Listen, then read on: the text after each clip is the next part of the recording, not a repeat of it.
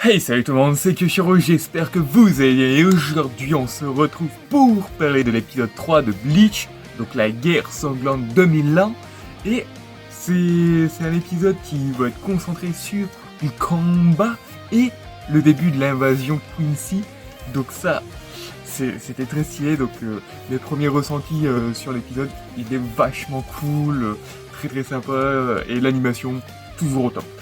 Donc on commence entre guillemets l'épisode avec là où ils nous ont laissé avec un Ichigo et Nel qui voient que les 13 Vestas se sont fait éclater, mais vraiment éclater par Killer Jopi et qui regarde et fait tiens, un Shinigami avec un Arrancar, que c'est bizarre, tiens. Et puis aussi on a de l'autre côté, on a bien évidemment la réunion des capitaines et de Yamaji qui décide que les Shinigami doivent se préparer à la guerre parce que lui, il croit pas que l'invasion Quincy arrive dans 5 jours. Non. Donc il dit, les mecs, préparez-vous. Bon, après ça, on a l'opening, donc l'opening qui est toujours aussi sympa. Je l'apprécie de plus en plus, cet opening, même si, pour vous dire, je préfère un peu plus l'opening de Chainsaw Man. Mais bon, on n'est pas là en train de comparer entre Chainsaw Man et Bleach. Mais voilà, petit aparté sur Chainsaw Man, j'aime beaucoup aussi l'anime et j'aime beaucoup le manga. Après donc aussi, après l'opening, on retrouve Ishida, parce que oui, Ishida n'est pas parti avec eux. Et en fait, Ishida est en train de chercher dans sa bibliothèque de sa maison, de son manoir, parce que il est assez riche, Ishida, le père d'Ishira, Ryoken. Donc ils sont en train de chercher un peu des vestiges du passé des Quincy. Et bien évidemment, Ryuken il le regarde, il fait c'est pas ici que tu trouveras tes réponses, mon petit Ishida. Et on voit que la tension entre les deux, voilà quoi, ils se comprennent plutôt. Et j'ai bien lâché un postillon de trou. Donc après le petit passage avec Uryu qu'on va retrouver un peu plusieurs fois dans l'épisode, on rebascule aussi sur le fight de Killer Jopi et Ichigo. Donc déjà les OST ils sont très sympas parce que dans l'épisode on entend les OST, les anciennes OST de l'anime remixées et franchement ça rend très sympa. Donc le retour du fight avec Ichigo et Killer Jopi qui sont très sympas. J'ai bien aimé le combat où t'as Killer Jopi qui lance le combat, où t'as 3 Quincy qui tirent des flèches, t'as lui aussi qui tire une flèche, et t'as Ichigo qui a la flèche dans la main, il fait tiens, cadeau. Ça m'avait bien fait rire. Et après, il lui dit tiens, ta puissance est plus puissante que Ishida. Et donc, Killer Jopi, il le regarde, il fait c'est impossible que Ishida soit plus faible que moi. Donc, déjà, on se pose des questions, il fait comment ça, le mec Killer Jopi est plus faible que Ishida? Déjà, là, tu te dis, il y a un truc qui tourne pas rond. Le mec est assez balèze, il s'est fait les Arrancar à lui tout seul, alors que Ishida, lui, avait eu du mal. Et là, comme de par hasard, t'as le mec qui dit Ishida est plus fort que moi. Bon, petit contretemps, on m'a appelé, donc où j'en étais. Oui, je parlais du combat de Ichigo et de Killer Jopi, donc ils étaient en train de se dire Uryu Ishida était moins fort que lui. Et donc Ichigo se pose des questions, se demande comment il connaît l'existence de Uryu et aussi qui est cette majesté, puisqu'à un moment donné il parle de sa majesté, voilà. Donc Ichigo se demande qui c'est, et puis lui il fait non, tu le sauras pas. Ah oui, aussi j'ai pas parlé, bien évidemment, on a aussi la révélation que c'est vraiment des Quincy, j'en ai pas parlé dans l'épisode 2, qu'ils ont fait en déduction que c'était des Quincy, et là on a bien sur Ichigo, il fait vous êtes des Quincy, et lui il fait oui, nous sommes des Quincy. Ah. Donc aussi, là Ichigo il se pose énormément de questions, et à un moment donné, dès qu'il est Jopi, il regarde Kurosaki et il fait boum, transformation ultra puissance. Donc c'est le King Volstern Deitch, si je dis pas de bêtises, je l'ai noté sur mon papier, mais peut-être je le dis très mal. Et en fait, son pouvoir est très similaire à un pouvoir qu'on a déjà rencontré dans l'univers de Bleach. Et en fait, à ce moment où Killer Jopi se transforme, on a bien et bien un retour sur Iwatch et qui reçoit l'information que Ichigo est dans le Wakamudo et qu'il affronte Opi. Et donc là nous avons Iwatch qui dit c'est le moment, envoyez Exterminator, on part à l'invasion de la Soul Society. Et franchement la scène ultra stylée, l'OST et tout, vraiment très très classe. Et après on repart directement tranquillement sur le combat, si je dis pas de bêtises, où on voit Ichigo qui se pose des questions et il se dit ton pouvoir me fait rappeler à une capacité de Uryu à utiliser. Et Killer Jopi le regarde et il fait non en fait ce que tu crois, non en fait non, c'est une amélioration beaucoup plus puissante et moins chiante que cette vieille relique qu'on utilisait avant. Et là on voit que sa capacité d'absorption de la pression spirituelle est quand même incroyable parce qu'il peut absorber le bouclier d'Orihime quand même, qui est un bouclier qui permet de revenir en arrière. Donc c'est-à-dire si tu perds un bras, une jambe ou tu te fais couper en deux, Orihime, elle met son bouclier, il s'est rien passé, voilà, t'es mis comme neuf. Donc vraiment, Killer Jopi est très puissant parce que même à un moment donné, il y a Ichigo qui lui balance un Getsuga bout portant. Il se le prend à la nuque et il est en train de trash talk Ichigo en lui disant tu ne sais pas viser Ichigo. Donc franchement on voit que c'est un peu la merde parce qu'à un moment aussi t'as les 13 vaisseaux qui reviennent à la vie, qui disent non tu nous as pas battu Aeon, vas-y. Ils envoient leur petit Aeon, donc Aeon qu'on a déjà vu dans l'histoire principale, donc, et en finale leur Aeon se fait éclater. Mais avant qu'on voit ça, avant que Aeon se fait éclater, on voit que quand même, on croit que Aeon défonce le mec, on voit qu'il crache du sang, on voit qu'il se fait tabasser. Et en fait, on a un petit moment, on a un petit rajout de l'animé, parce que ça, je suis sûr à 200% que c'était pas dans le manga. On a le retour de Shino et de Ryonosuke, donc on a Shino Madarame, donc la sœur de Ikkaku Madarame, donc je vous l'avais pas relevé dans le premier épisode, parce qu'il fallait être attentif à son nom et faire le rapprochement, mais oui, Shino est bien la sœur de notre cher Ikkaku Madarame, notre chauve préféré de Bleach. Et donc, ce que j'ai bien aimé en fait dans cette partie, c'est déjà on a un fake Sosuke Aizen, j'ai pas retenu son nom, mais j'ai fait, mais tu ressembles à Aizen toi, mais Aizen avec des lunettes, et qu'est-ce que tu fais là? Et donc, ce que j'ai trouvé très intéressant, c'est en fait que ces personnages-là, je sais que dans le manga, si ma mémoire est bonne, on les voit pas vraiment. De ce que je me souviens, Shino et Ryonosuke, tu les vois vite fait au début, quand ils se font attaquer à Karakura et que t'as Ichigo, Orihime et tout, qui les protège, et après tu les vois plus du tout. Après, tu vois plus. De mes souvenirs, à moins que je les ai effacés parce que c'était tellement osef, mais de mes souvenirs, tu les vois plus du tout. Et donc, là, pour moi, c'est un rajout de l'animé parce que je sais que cette scène, je m'en souviens pas du tout dans le manga. On a vraiment une scène où t'as le fake Aizen qui nous raconte un peu le lore des Quincy et des Shinigami. Et on a aussi des flashbacks très sympas du premier animé de Bleach. Donc on voit Uryu et Ichigo. Donc ils nous réexpliquent que les Shinigami, eux, ils sauvent les âmes des holos, que les Quincy, ils butent complètement les holos et les âmes. Et que à cause d'eux, à cause des Quincy, l'équilibre entre les mondes peut être perturbé.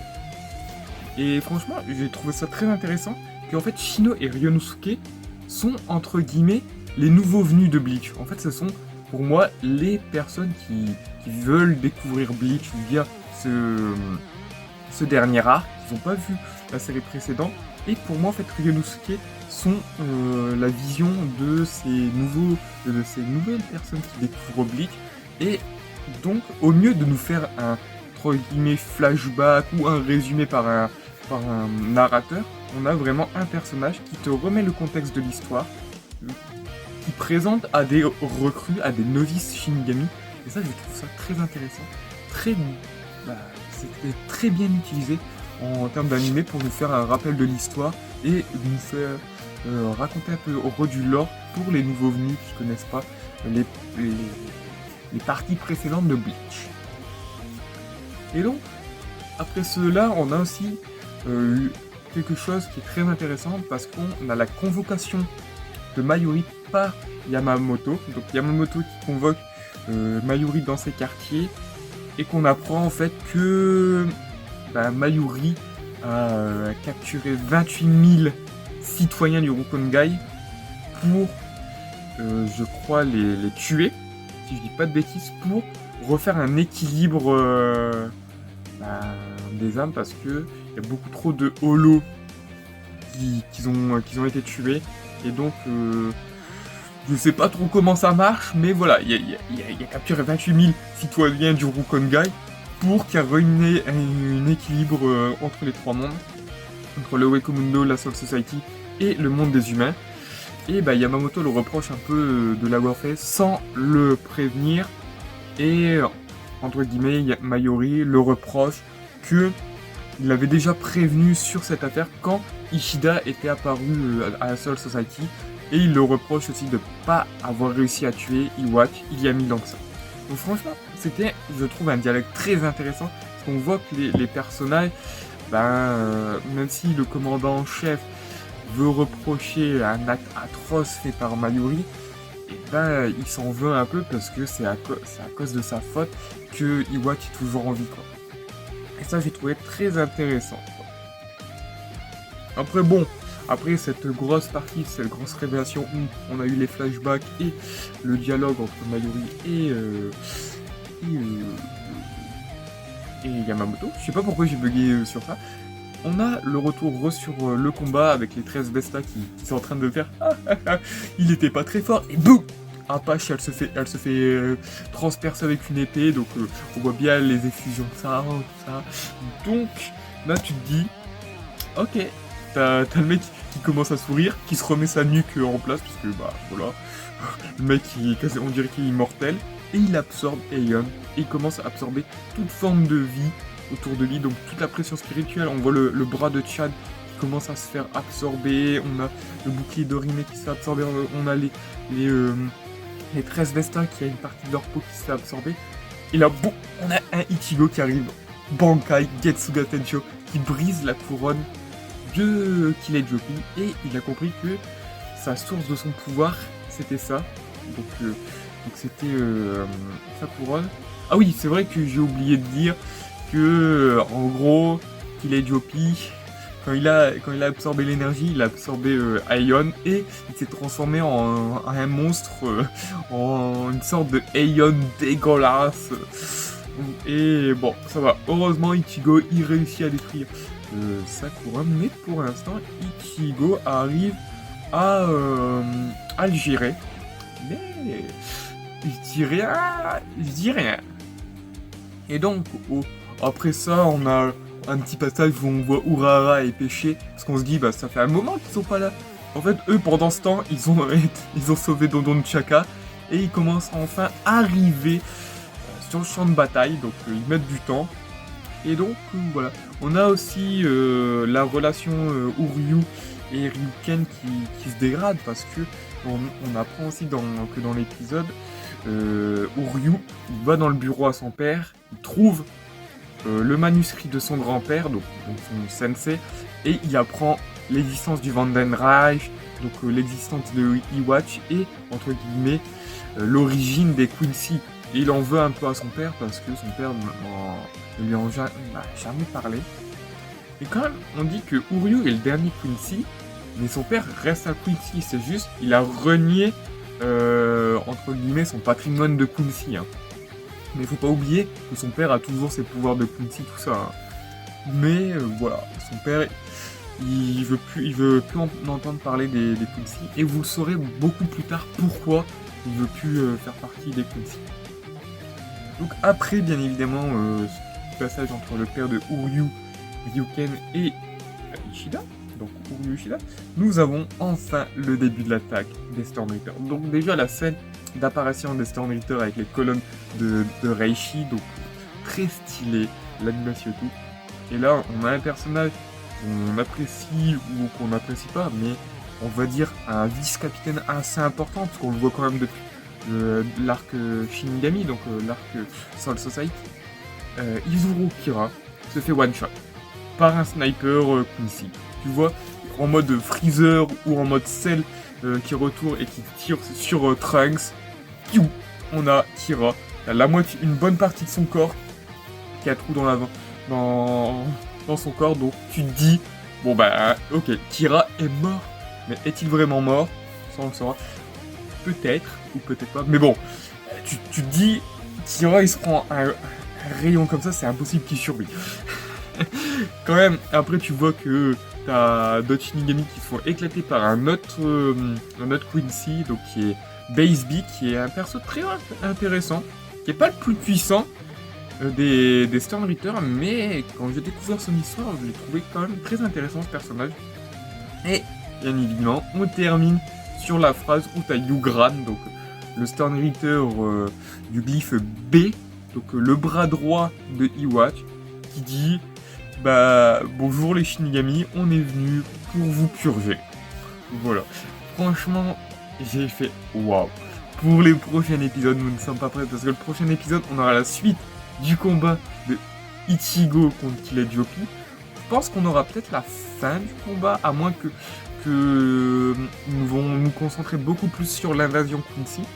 Parce que là, je préfère vous prévenir, il y aura beaucoup de combats, entre guillemets, on aura chaque capitaine, entre guillemets, qui va se retrouver en 1v1 contre un Quincy. Donc est-ce que ils vont nous mettre petit à petit, on aura une petite partie où Ichigo va affronter Killer Jopi, puis on aura une partie où tu auras le début d'un combat entre un capitaine et un Storm Reaper, puis un autre combat, ou est-ce qu'ils vont nous faire genre grosse partie Ichigo Killer Jopi, puis après une seconde partie des petits combats ou un combat entre un capitaine et un Storm Reaper.